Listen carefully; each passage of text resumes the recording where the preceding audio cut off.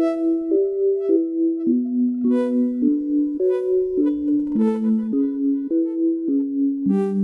good evening, everybody, here in Australia, and good morning if you're in the United States. My name's Simon Jackman. I'm Professor of Political Science and the Chief Executive Officer of the United States Study Centre here at the University of Sydney. And as is customary with all our events here at the University of Sydney, I begin by acknowledging the traditional owners of the land on which the University of Sydney stands, the Gadigal people, part of the Eora Nation. And I pay my respect to elders past, present, and emerging. Tonight is a very special event for us. Over 760 people have registered for this event with Ambassador John Bolton, former National Security Advisor to President Donald Trump, and a member of the foreign policy establishment, if you will, serving administrations in Washington going back decades, literally one of the great fixtures, if you will, of, on the conservative side of American politics when it comes to foreign policy. Of course, Ambassador Bolton recently published this memoir of his time in the Trump administration, The Room Where It Happened, and doffing of the cap there to Hamilton there. It's been a book that's been out now for a couple of months, and of course, Ambassador Bolton doing a tremendous amount of media around the world to back it in which, you know, among other things, he revealed to Stephen Colbert, of all people, that he began his life in politics handing out leaflets for Barry Goldwater, and his first taste of life in the White House complex was interning for Spiro Agnew back in the Nixon administration, but obviously as an adult, serving in administrations from Ronald Reagan on all the way through, most recently, of course, the Trump administration, where he left government service almost coming up on 12 months ago now. Tonight is just such a remarkable opportunity, and I'm going to endeavor to bring some of our friends on the call. We're partnering tonight with our great friends and colleagues out at the Perth US Asia Centre. Gordon Flake, the CEO of the Perth US Asia Centre, will be joining me a little bit later in this call. But first of all, and we're just going to dive straight in with Q&A so we can get to as many questions as possible. But I just want to say hello and welcome to Ambassador Bolton from Washington in his office there. Well, thanks very much for having me. Glad to do this, even if virtually. Yeah, and we were just saying before we came on, it's turning adversity into opportunity here, and talking to 700 people largely based in Australia here without having to do the 15-hour or the 18-hour flight or whatever it is from the east coast of the US. Instead, it's a very early start for the ambassador and his staff this morning, so we thank you in advance for that. Mr. Ambassador, I might just dive straight in with a fairly high-level question, and that is, look, one of the signature accomplishments of the Trump administration, in our view here at the US Study Center, is a cementing, if you will, of a strategic mindset in Washington, and finding voice in the national security statement, and that was, you know, came out with great dispatch, but great force, sort of announcing a very different attitude, if you will, a different mindset in forming American foreign policy, that we're now in officially, as it were, an era of great power rivalry, and putting China and Russia firmly in the crosshairs of what America's strategic challenges are in the near term in particular. Then there was some criticism from different parts of the world where, you know, it was criticized as America's got an attitude about China. It's yet to have really a strategy. Now, I'm wondering how you'd react to that, that characterization I offered, and also the criticism from third parties of where things stand with America's strategic mindset at the moment. Is this more than a mindset? Is it starting to operationalize itself yet in concrete strategy? Because that too is a question many of us have here. What is the strategic end state that the United States in particular envisages for the Indo-Pacific?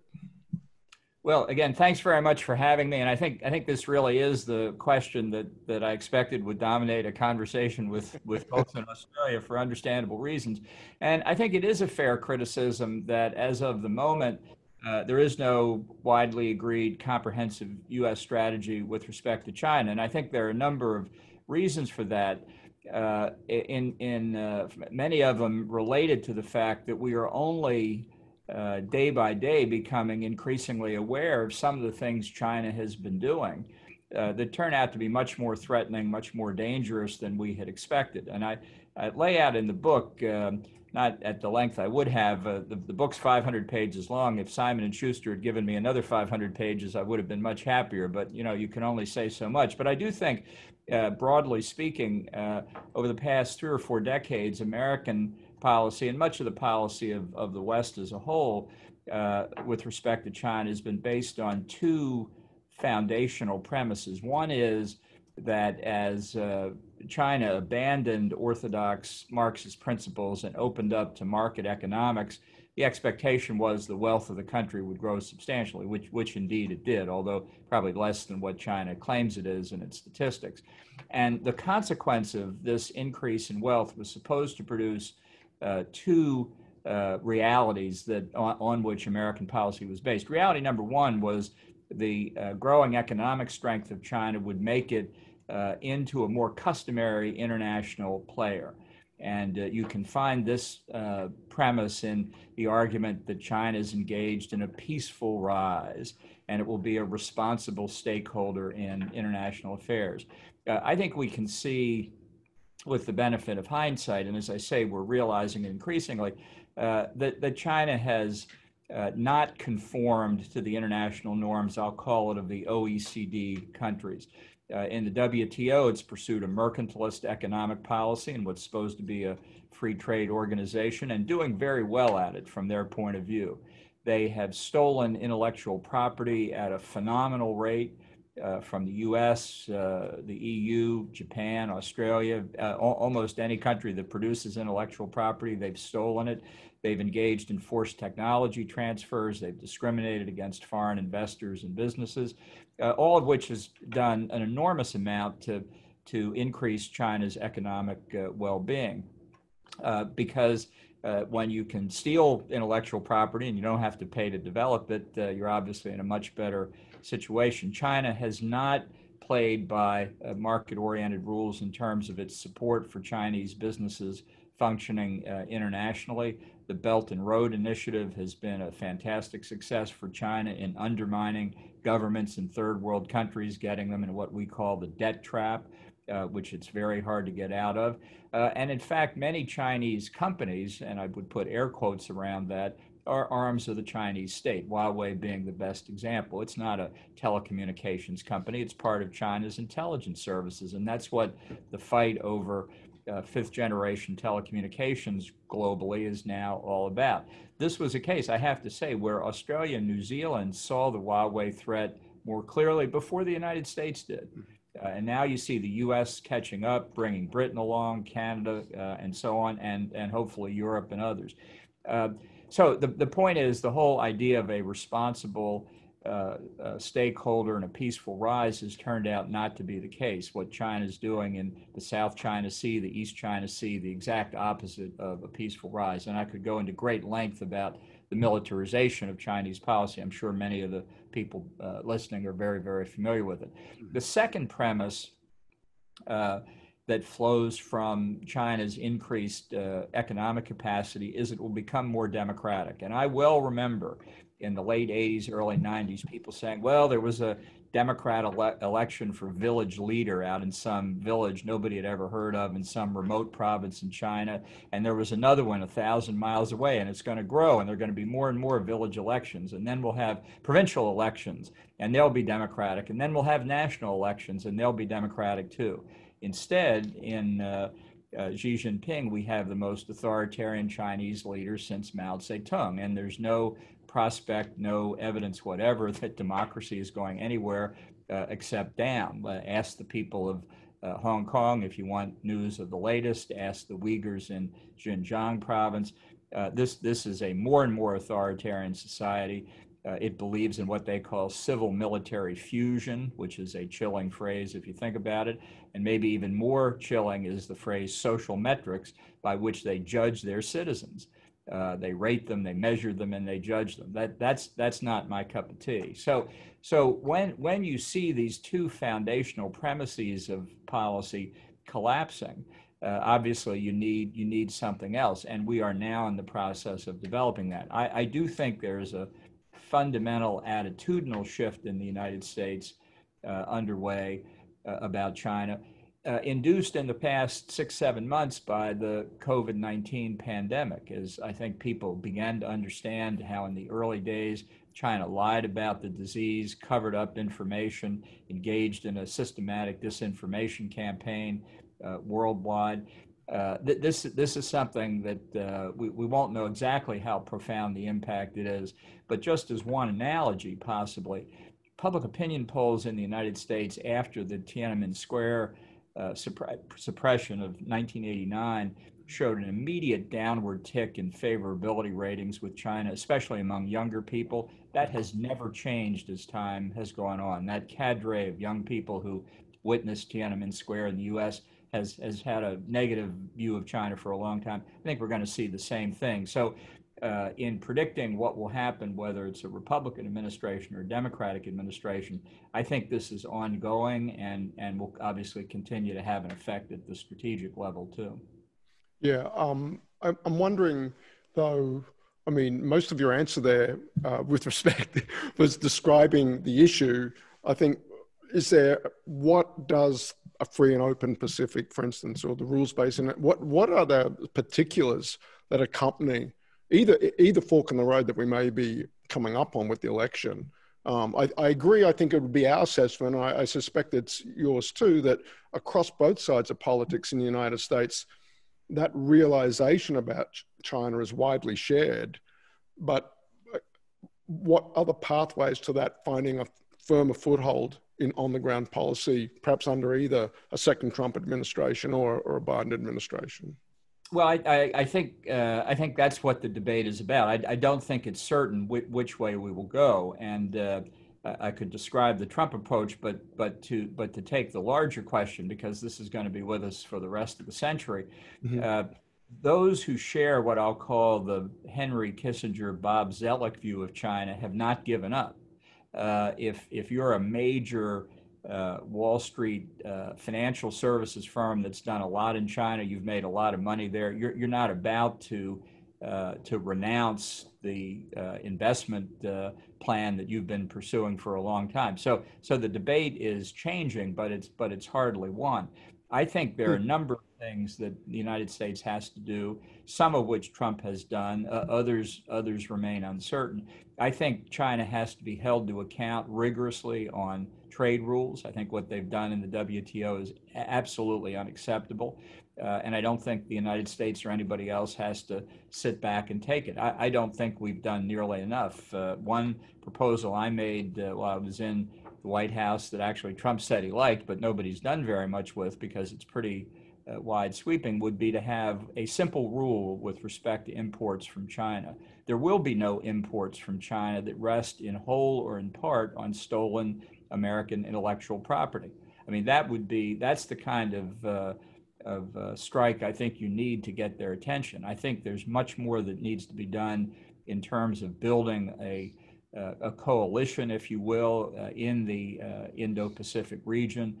I think the Japanese, the Indians, certainly Australia, there are other players as well, are much more attuned to the need for this kind of cooperation than the U.S. is yet, although I think the U.S. is moving in this direction. And I think the nature of the Chinese military threat needs to be understood much more than it has in the United States. And I think it's going to continue to put upward pressure. It should put upward pressure on the U.S. military budget. But China's military advances cover a wide spectrum. It's not just building naval and air bases in the South China Sea. It's one of the most extensive and advanced cyber warfare programs on the planet. It's a reach into space. It's building a blue water navy for the first time in 500 years. It's upgrading their nuclear and ballistic missile capabilities. developing area denial and anti-access weapons systems to push the U.S. and allied navies back from the Chinese coast, implicitly threatening Taiwan and other strategic areas. It's a very, very disturbing. And obviously this military buildup has economic possibilities. If China succeeds in making the South China Sea a Chinese lake rather than international waters, the oil supplies from the Middle East to Taiwan, South Korea, and Japan are very much in jeopardy. So there's a whole range of things that the U.S. needs to do, and we are playing catch up. We're playing, come back to Huawei as an example. Look how far into fifth generation we got before we realized what the Huawei threat was. And that's only emblematic of the need for a lot of catch up to be played. So I think the debate is wide open on the strategy. And I think although we're not where we ought to be in the United States, we're also way ahead of players in places like Europe. I think in Asia Pacific, more thinking has been done on the subject. But look, it took over a year, just as an example, to get the United Kingdom to agree they were going to cut Huawei out of fifth generation. It was hard, with a conservative government, no less, Theresa May than Boris Johnson. And progress is slower on continental Europe. So that's another metric of the distance that we have to go. Yeah, okay. I might hand over at this point to Gordon Flake in Perth. Gordon? Indeed, Ambassador Bolton, my greetings from the west coast of Australia, what we like to refer to as Australia's Indian Ocean capital. And you can rest assured that in addition to the interest that's in Sydney and Canberra on the east coast there's a very large community here on the west coast deeply interested in your book and in your views. And that extends into the region. We have with us on the call today viewers from some 26 different countries, a large portion of them in the Indo-Pacific, who are interested in your views. Now, if I might kind of kick off with a little bit of a political question, I'm sure that in your decades in Washington, D.C., you encountered many flakes, but only a few of them have actually had the name flake. Like you, and I know your affiliation with the Goldwater Institute, former U.S. Republican Senator from Arizona, Jeff Flake, who formerly ran the Goldwater Institute, like you, made a decision early on, an announcement early on, that he wouldn't be supporting President Trump for re-election. But just this past week, Senator Flake came out and said that on the core issues of American democracy, he found Joe Biden to be more conservative than President Trump. Given all the things that you outlined in your book and the comments you've made since then, what's keeping you from taking that next step? Well, I don't agree that Joe Biden is conservative enough. Let's put it this way. Look, in analyzing Donald Trump, and I think I lay this out in great detail in the book, he doesn't have a philosophy. I mean, let's not kid ourselves. Philosophy, grand strategy, policy are just things that Trump doesn't do. He doesn't, people say, well, that's not possible. What do you mean he doesn't think about policy? And I'm telling you, if you believe policy is a progression from A to B to C to achieve an objective, he doesn't do that. He may be a great real estate developer. He may know how to do buildings, and he is first among equals in the task of getting himself elected and reelected, which people should take due note of. But to the extent that would involve policy thinking, he doesn't do it. That's part of the problem, and it's part of my problem, one of many, with a potential Trump second term, because I think people may be sorely disappointed in the direction he takes in a second term when he doesn't have the political constraint of re-election facing him. I think a lot of things that he's done could be reversed on a dime. Many of the steps he's taken, for example, with respect to China, could go right out the window if he's reelected to pursue a Chinese trade deal. So from my perspective, this is not a question of judging the relative conservatism of the two candidates. Trump doesn't have a philosophy. Joe Biden's administration, if he prevails, will be much like Barack Obama's at best. So faced with this unacceptable choice of not having a conservative Republican running in November, I'm not going to vote for either one of them. I'm going to write in somebody else's name. I'm not going to be happy on election day or the day after or for the next 4 years. So what I'm focused on is keeping a Republican majority in the Senate, which is no small task, to be a check against either a Trump reelection or a Biden victory. Oh, thank you. As we discussed before the call formally started, during the 25 years I spent in Washington, D.C. at the Atlantic Council, at the Korea Economic Institute, the Mansfield Foundation, and the Committee for Human Rights in North Korea, I spent a lot of time focusing on North Korea. And your views are pretty widely known regardless of the issue, but they're particularly well known on North Korea. So I have to confess that in June of 2018, when there was a summit meeting between President Trump and North Korean leader Kim Jong Un, there was probably a little bit of inappropriate amusement in my part watching you, of all people, John Bolton, shake hands with Kim Jong Un. I then read your book and focused very particularly on that chapter where you described in great detail the Singapore summit. And I have to confess, your book gained great credibility with me because you detailed incredibly minutely your discomfort with every step of that process. Now, the thing I want to ask you about today is a wonderful quote that you had in that chapter where you said, "Don't just do something, sit there." And I wonder if you might take that quote, which I thought was fantastic, and put it in the context of the current problems we face with North Korea. Because the reality is, after the last 3 years, we have indeed done something, right? There has been a presidential summit in Singapore, subsequent meetings in Hanoi and on the DMZ. So we're a long ways away from where we were, where we had an international coalition supporting pressure on North Korea. So the question I would ask with you, having done something, are we better off today in dealing with North Korea? Are we in a worse position? Where do we stand? Well, I think we're worse off because if for no other reason, 3.5, almost 4 years of Trump has given Kim Jong Un the potential to continue to work on his nuclear and ballistic missile programs. Trump always touts the fact there haven't been nuclear tests recently or ballistic missile, long-range ballistic missile tests. Well, one reason you don't test is you've already perfected what you need to do and you're in production rather than testing. And in fact, testing has gone on of shorter range missiles, which can be used, what you learn there in developing longer range missiles. So for 3.5 years, North Korea has continued largely out of sight to work on its program. And since time always benefits the proliferator in a weapons of mass destruction proliferation scenario, they have moved ahead. Now, the country remains desperately poor. It's a 25 million person prison camp. We have not done anything to change any of that. And the 3 meetings between Trump and Kim Jong Un, I think, have helped legitimize the North Korean regime in ways that nobody ever would have imagined we would have done. Trump simply does not accept the argument that when the president of the United States meets a dictator from North Korea, the dictator from North Korea grows and the U.S. president shrinks a little bit. We got nothing from those meetings. Kim Jong Un got a lot. And I think the prospect that there was a deal in sight did weaken enforcement of the sanctions. Now, we don't know the situation inside North Korea today. We don't know how much the pandemic may have affected it.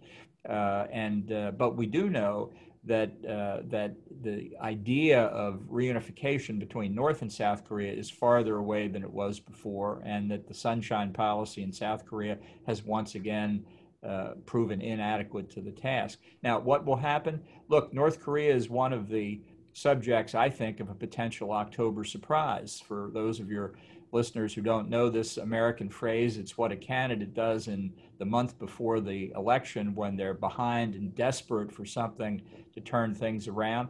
I wouldn't discount the possibility of a 4th Kim-Trump meeting. I think it's unlikely, but that's the nature of an October surprise. And it's also the nature of the second Trump term, that all of the things that he said in the last 6 or 8 months in order to get reelected go out the door once he is reelected. He's a truly free man at that point, something that frightens me. Look, I know that Simon has got a long list of questions that were submitted beforehand that are coming in live, as well as a couple of people who want to ask live questions. But let me squeak in one final question. One of the things that really comes out to me in reading your book, and again, was well known in your reputation in the years that I was in Washington, D.C., is your mastery not just of policy, but of political process.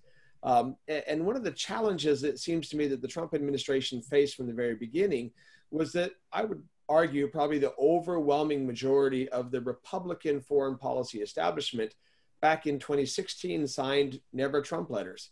Just last week, another 70 senior Republican foreign policy officials have basically signed a letter warning against a Trump re-election and endorsing Joe Biden. Given the paucity of manpower, looking at a potential Trump re-election, what implications does that have for the ability of a second-term Trump administration to actually carry out its policies in the world more broadly? Well, the elements of the U.S. government continue to putter along, even when they don't have clear direction from the White House. So it's not like nothing is happening. But under Trump, structure, process, personnel really don't mean very much. Look, I thought that when I joined the White House, I had heard from people who say Trump doesn't care about policy, and I thought, well, that's completely impossible. Of course he cares about policy, and he does when it affects his political fortunes. But I also thought, well, that'll mean that we can continue policy, and he just really won't pay that much attention to it, and that didn't turn out to be true either. But I don't think the personnel involved really make that much difference because Trump gathers so much of the decision making into himself. He cares so little about facts and information, implications, consequences, cause and effect. He decides on the basis of his gut. It did well for him in his real estate career, and he thinks it's going to do well for him in the presidency. So there will always be people standing around ready to carry out orders. But I don't think that'll make that much difference, would be my guess. Thank you. Simon, you've got a difficult task in kind of prioritizing the long list of questions that you've got live, and otherwise I'll turn it back over to you. An embarrassment of riches. Thank you, Gordon. And first cab off the rank, so to speak, is a member of Gordon's board, former Minister for Defence and Minister for Foreign Affairs for Australia in Labor governments here in Australia, the Honourable Stephen Smith, joining us from Perth. Are we ready to bring Stephen? There he is. Good evening, Stephen. Hi, Simon. Thanks very much. And to you and to Gordon, well done for getting the Ambassador's presentation and question and answer session. Ambassador, thank you very much. I just want to focus on one of the aspects of your book, which is essentially President Trump's potentially capricious treatment of allies. Australia has been very well served by its alliance relationship with the United States since the end of World War II. And one of the features of our relationship with the US has been that the alliance, whether it's a Republican or Democrat administration in the States and Labor or Liberal in Australia, the mechanics of the alliance just continue to roll on in our national interest. And I think of the allies who've had difficulty with President Trump during his first term. Australia's potentially, I think, managed better than most. Better, I think, say, than Korea and Japan. And you spoke about the demise of the responsible stakeholder thesis and countries from 2014 on starting to hedge against China and now openly skeptical about China's intentions. But if you turn that to the quaint phrase that we use here about US policy uncertainty, which is essentially Trump's capacity to be capricious for allies, not knowing what is true or real, if any intentions are, in terms of the Indo-Pacific and the region.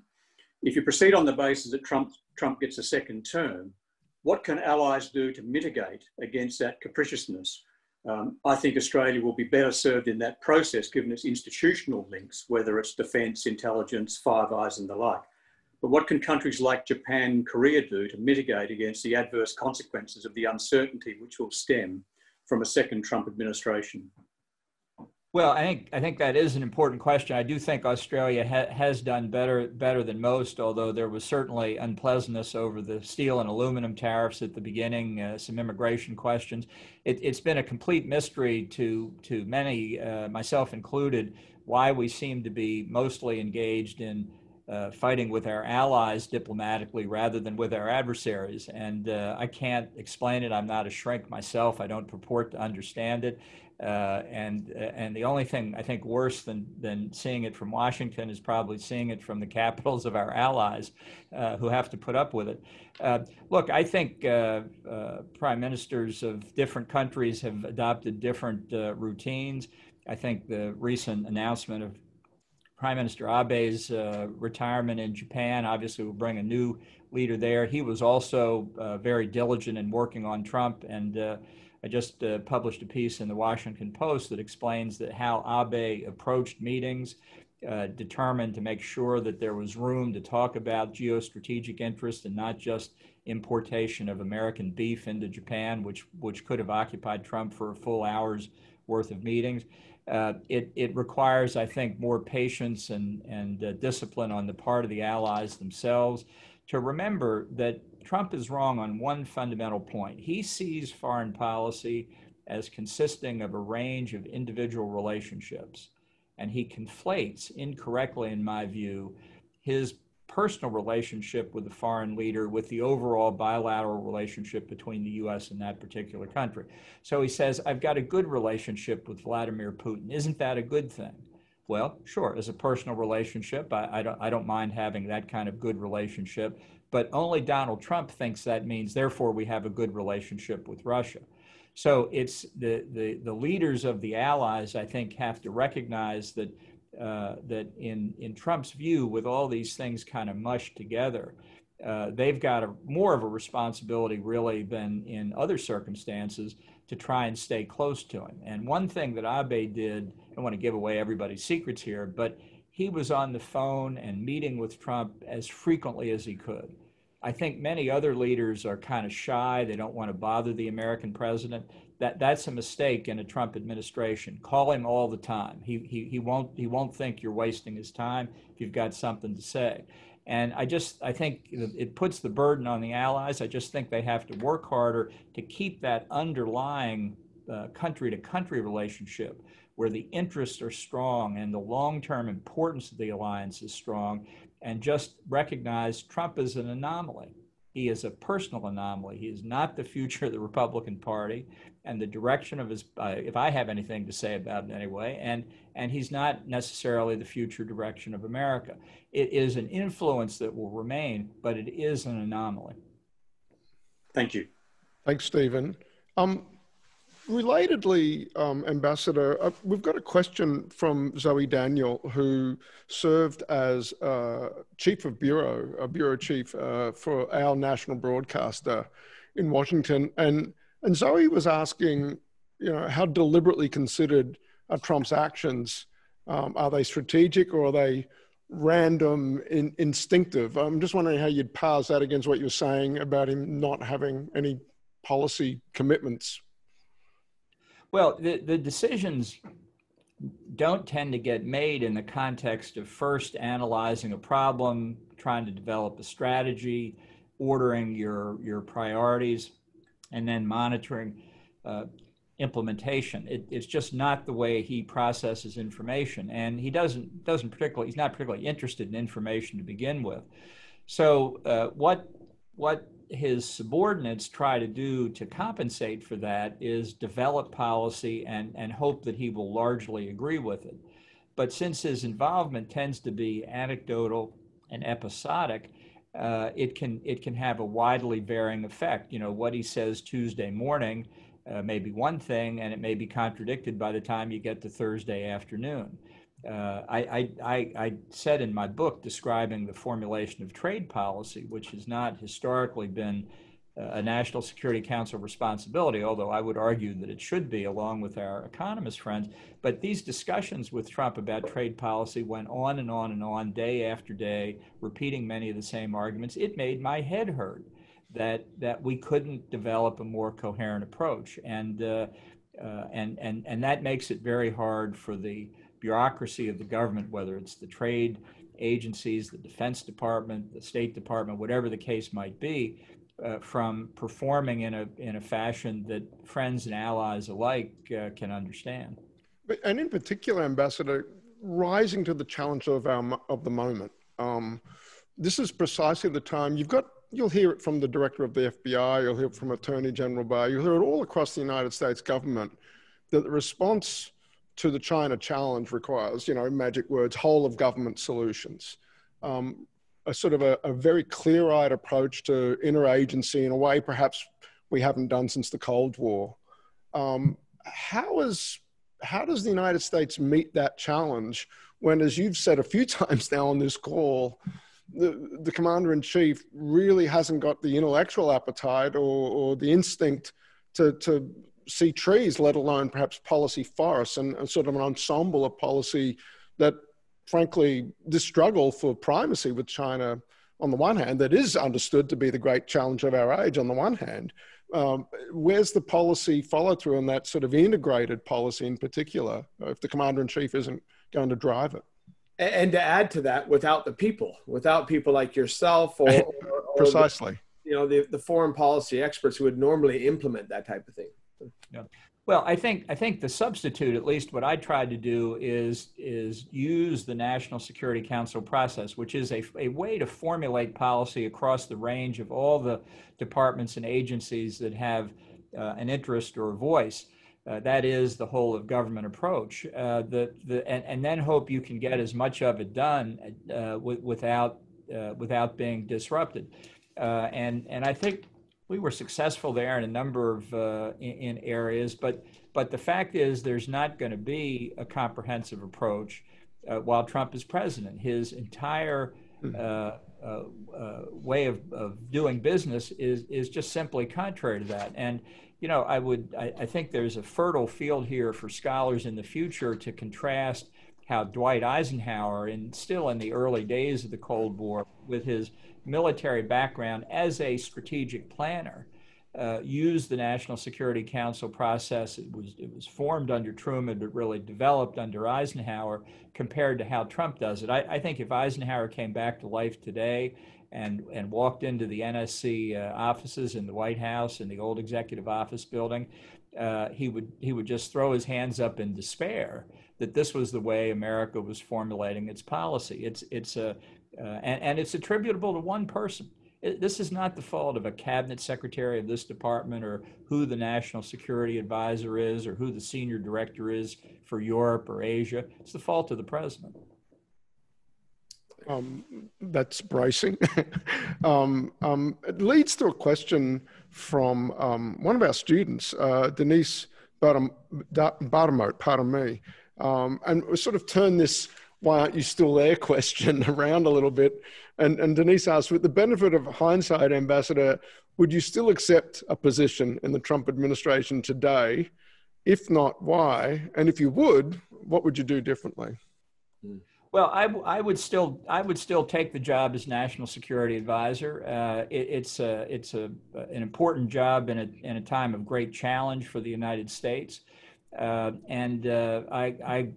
didn't take the offer the first time naively. I thought I knew what I was getting into. I think the biggest mistake I made was to believe that after roughly 15 months in office, which is about the time I came in, that the gravity of the responsibility, the scope of the consequences of his actions would have had an effect on Trump, and they did not. He remained blissfully ignorant of how the government worked and how his actions affected international affairs.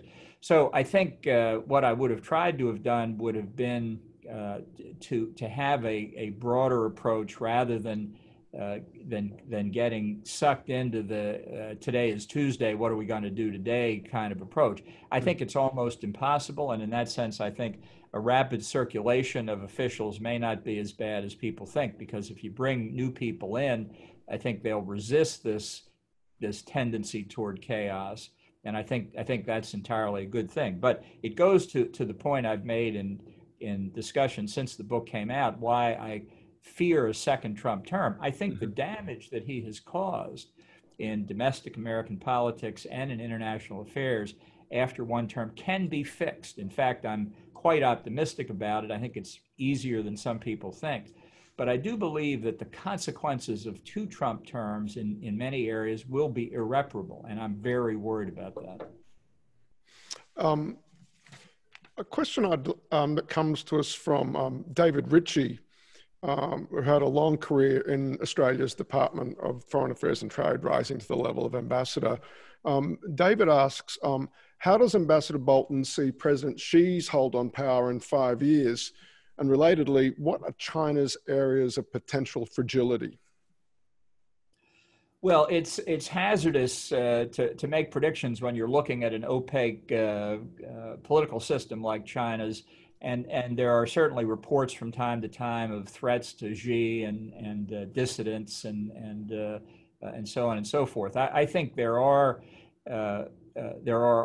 plenty of other evidence, though, that Xi continues to consolidate his power, his personal power.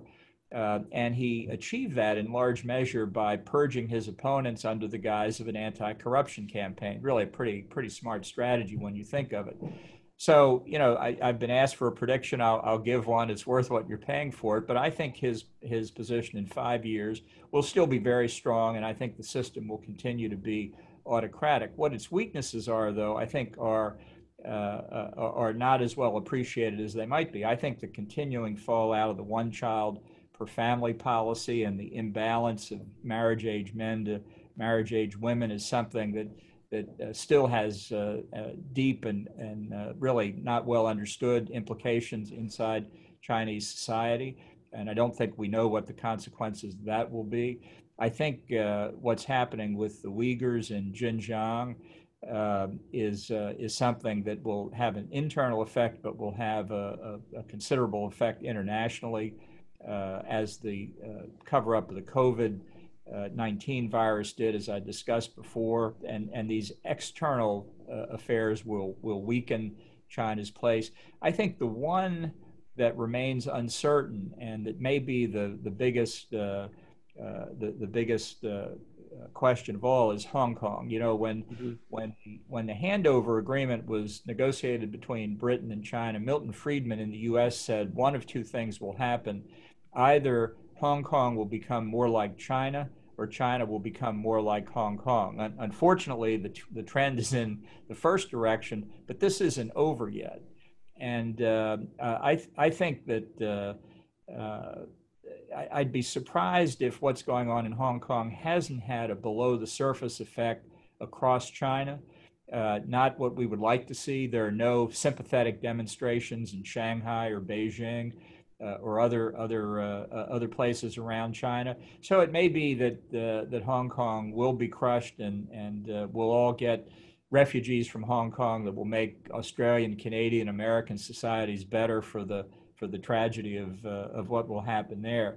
But there are a number of threats, and I think China's behavior has gone a long way toward convincing others in the region that they need to fear Chinese hegemony, so that the possibility of bandwagoning has been decreased, and the possibility of an anti-China coalition has been significantly increased. Right. And I'd like to bring onto the call at this point a member of the board of the United States Study Center, Stephen Conroy. Stephen served as Minister for Communications in a Labor government. I was leader of the opposition, actually, pardon me, leader of the government in the Senate, in the Australian Senate. Have we got Stephen with us from Melbourne tonight? A great pleasure to listen to you tonight, our time. I wanted to seek your views on a comment made in our last Prime Minister's memoir, Malcolm Turnbull.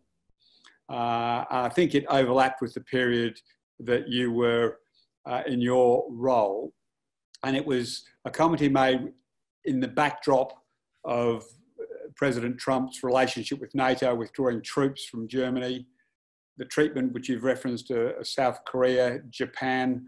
I'd toss in the Kurds.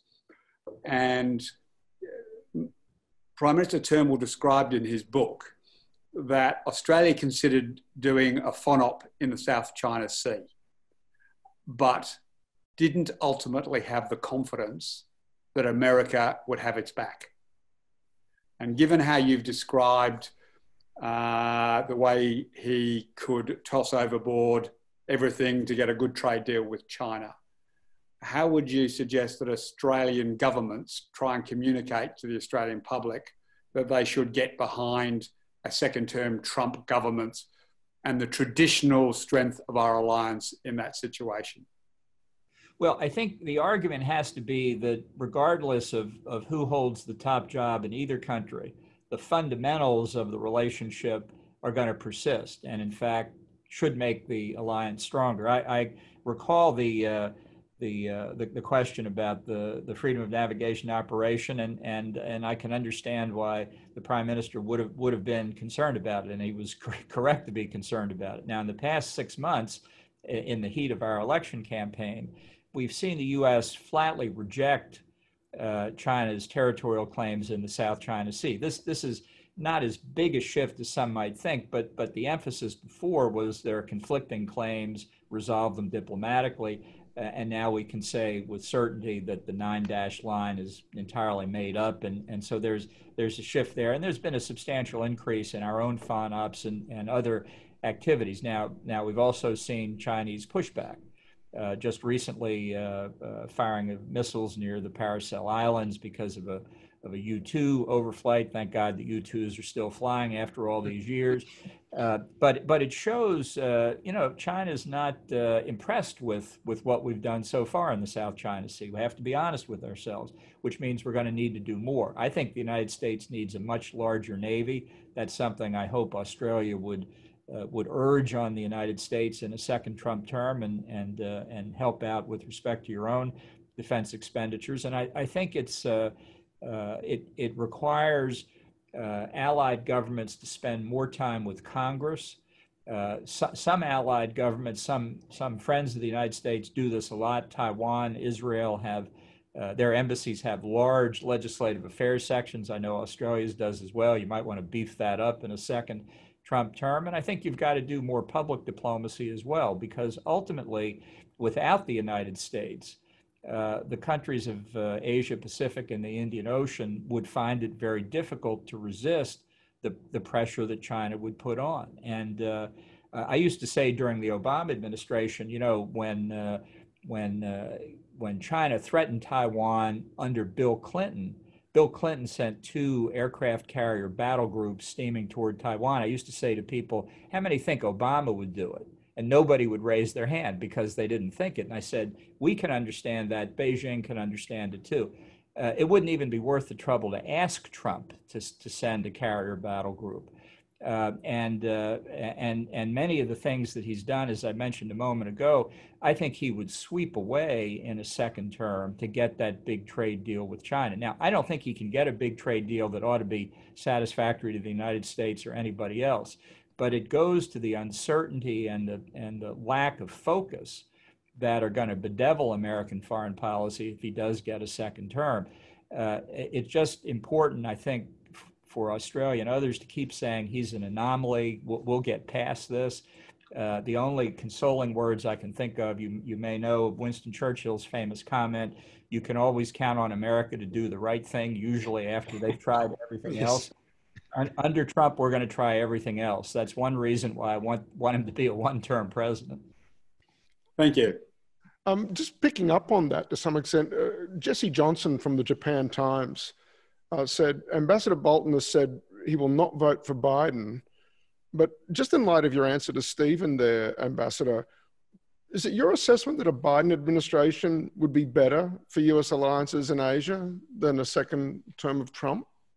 Well, I don't think we know the answer to that question. And, you can be wrong and unhappy for very different reasons and still be very, very unhappy about the outcome.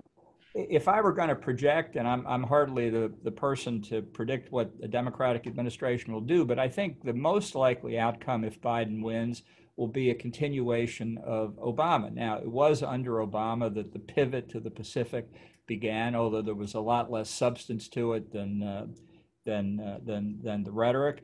I think the odds of a revival of a version of TPP are somewhat higher, although I just urge everybody to remember that in 2016, not only did Trump say he would get out of TPP, so did Hillary Clinton. Yes. So restrain your enthusiasm a little bit. What I worry more than anything else about, though, is the unknown impact of the left wing of the Democratic Party, which we've seen in the Democratic presidential nomination process. It's made itself felt mostly in the domestic policy area. We're obviously in a period of racial tension right now in the United States.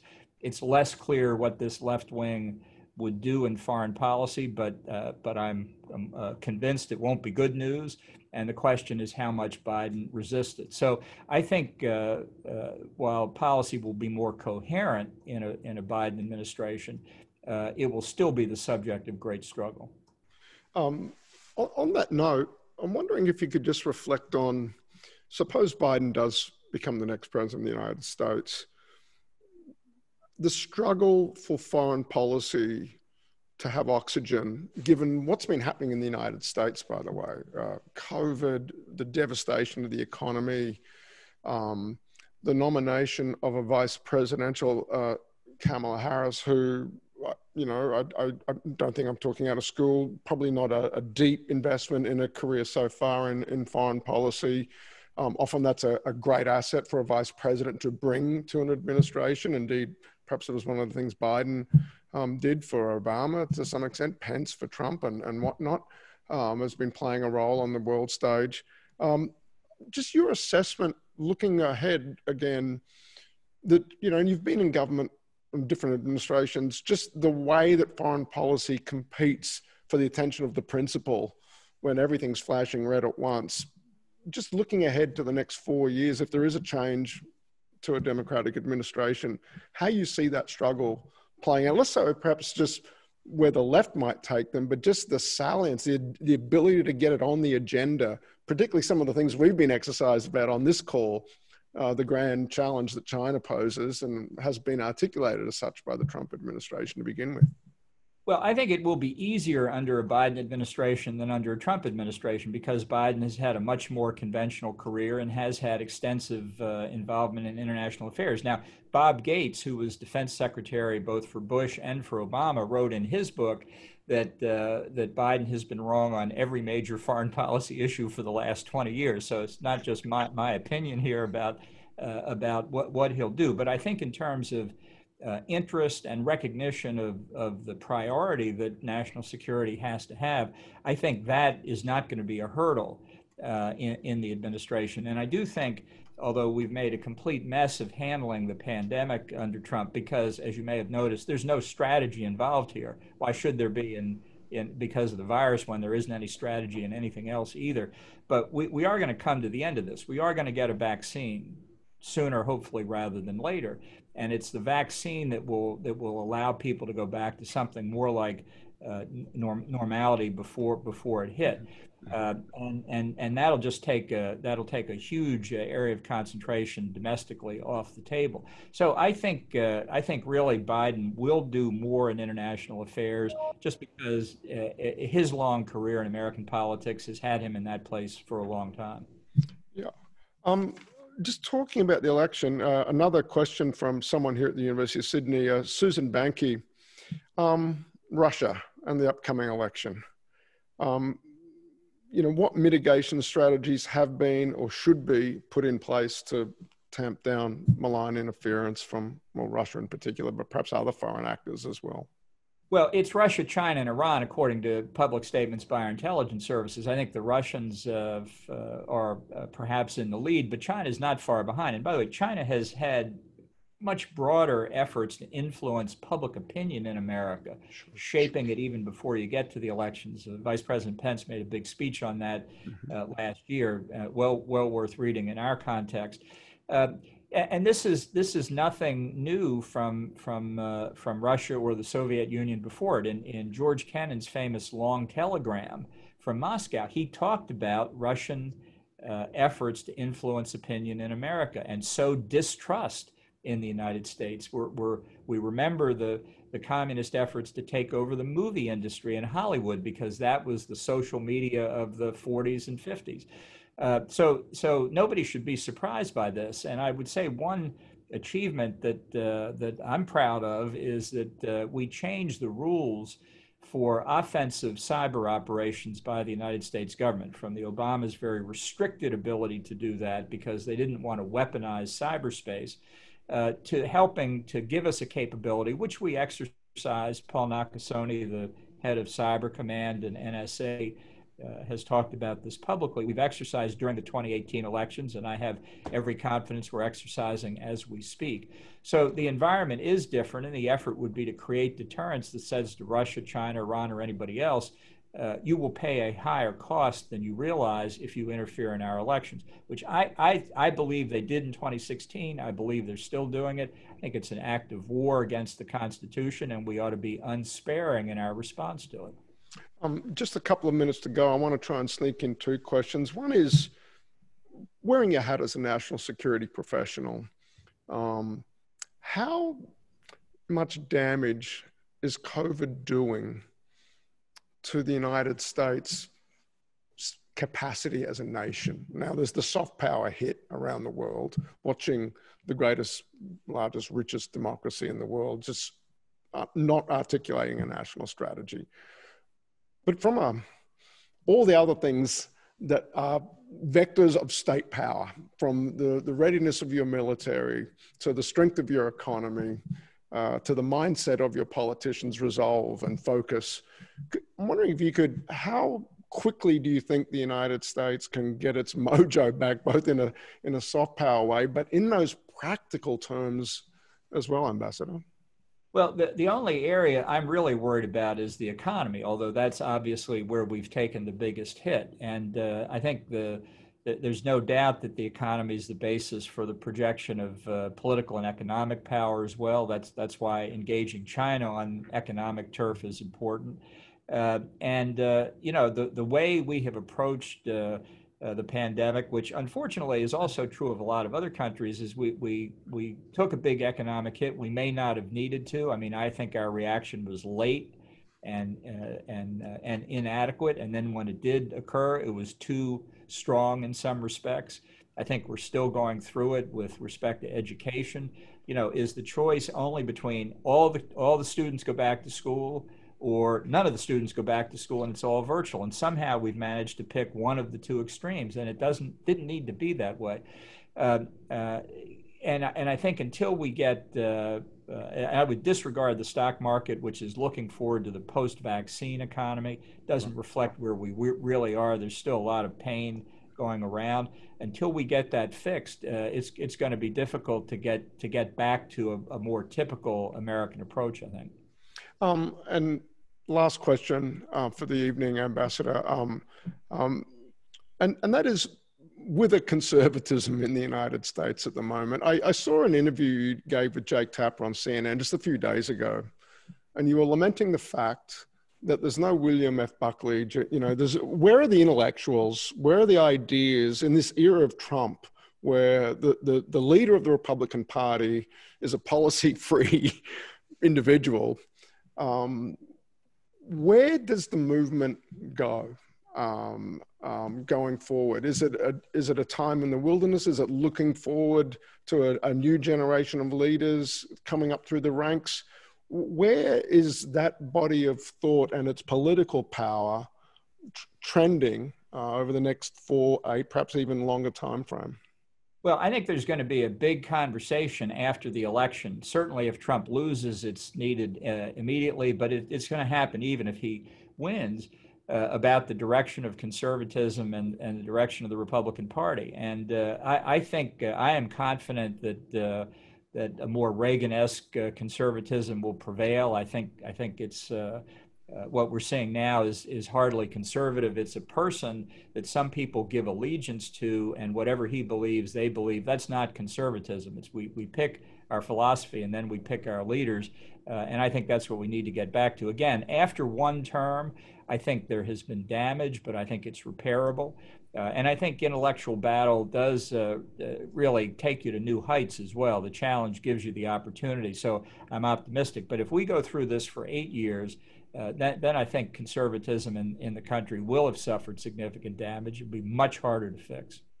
Can I chime in just before you do the final wrap up? And Mr. Ambassador, thank you so much. It's been a tour de force, but I have to confess, with all due respect, there's a bit of a disconnect in the conversation, because your book is so eloquent in pointing out the dangers of another Trump term. Tonight, in every answer you gave, You very eloquently laid out the dangers of another Trump term. And then you kind of said, look, Biden wouldn't be your choice. It's not ideal, but it seems to be there's a real imbalance between those two. I'm kind of curious as to, given how well you've described the risk ahead of us, why you're not more definitive on the choice being faced by Americans in front of the election. Or maybe you're just kind of following your own advice saying, don't just do something, sit there. Well, you may have put your finger on it, but you know, I believed in 2016 it was a choice between the lesser of two evils, and Hillary Clinton and Bill Clinton were a year ahead of me in law school, so I knew that one long time. I voted for Trump, and it turned out to be a mistake. So I don't plan to repeat that mistake, but I also don't think Biden is the right answer either. And I think the unknown of the effect of the left wing of the Democratic Party worries me quite a bit. So I think you have to reconcile in your own mind your philosophy with your practical approach, and that's why I'm going to do a protest vote. That's the only way I can describe it. Again, I'm not happy about that. I'd much rather be voting for Ronald Reagan again, but he doesn't seem to be on the ballot. Well, thanks for your candor and your insights. Sure appreciate it. Yeah, and we've run past the top of the hour. Let me very briefly offer my thanks as well, Ambassador. That was an amazing hour. We obviously could have kept going longer. This is one of our best attended webinars, which is remarkable given the hour here in Australia, 9 o'clock here to 10 o'clock now in Sydney. Thank you so much. A great testament of the interest in your career. And there it is, the book. One more plug. Thank you. And may I say, let's do this in person one day when in a post-COVID world, either in Washington or to get you down here. It'd be a lot of friends down here. And again, whatever side of politics you're in, we've heard it multiple times tonight. I think our interests in the alliance transcend partisan division in both countries. It's been a delight to sort of explore that aspect of things. The things we agree on far outweigh the things we disagree on, particularly in this context tonight, Ambassador. Thank you. Thank you. Thank you very much. Appreciate it. Okay. Good night, everybody. Thank you.